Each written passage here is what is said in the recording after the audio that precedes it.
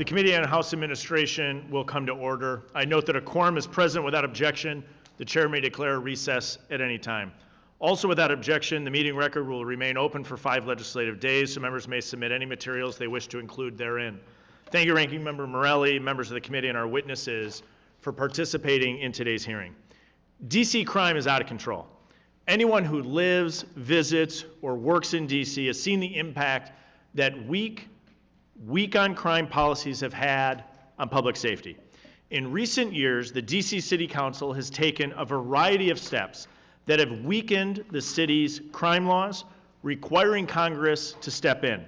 In 2020, the D.C. City Council cut $15 million from the Metropolitan Police Department budget. Simultaneously, the Council repeatedly passed temporary emergency policies that restricted police officers' authority and changed the D.C. criminal code.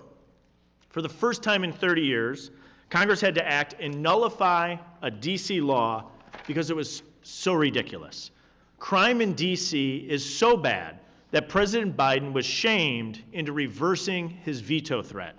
Months later, the House and Senate had to act again. We passed another resolution to overturn the anti-police policies implemented by the D.C. City Council. Unfortunately, President Biden vetoed this bill.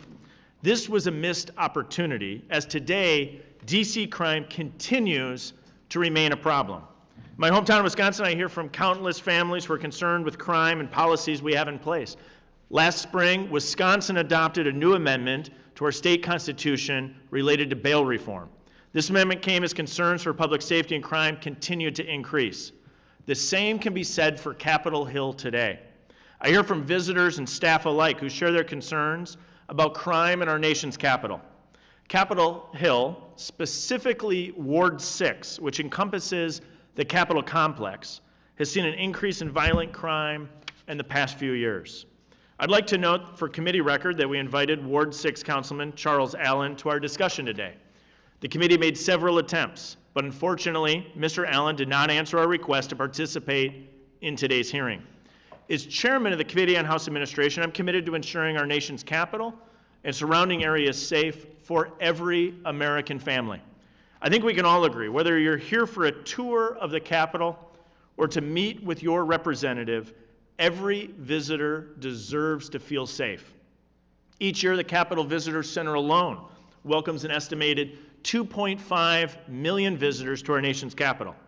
However, in the last year, we've seen a dramatic increase in crime in Washington, D.C., particularly near the Capitol complex. Let's examine the numbers. In 2023, violent crime was up 39% year over year in our nation's capital. There are over 6,800 motor vehicle thefts in D.C. There were 959 carjackings.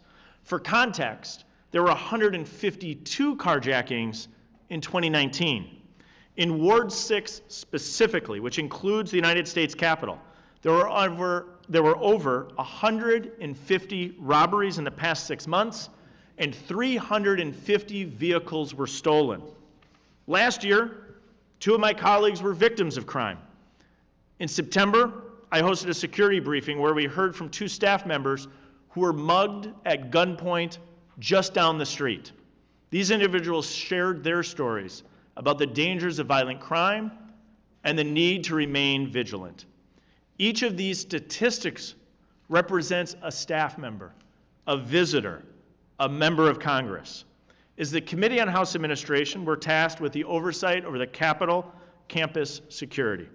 Rising crime in our nation's capital, particularly near the Capitol, has constrained resources for U.S. Capitol Police and the Sergeant at Arms. U.S. Capitol Police must devote more and more of their resources to increase threats against the Hill community. These resources may otherwise be spent on the U.S. Capitol Police's actual obligation and their core mission. As crime continues to remain a serious threat and concerns for members, staff, and visitors, I'm focusing on finding ways we can reduce violent crime in our nation's capital, in particular near the Capitol campus. Today, I'm looking forward to hearing from our witnesses about how violent crime threatens U.S. Capitol security.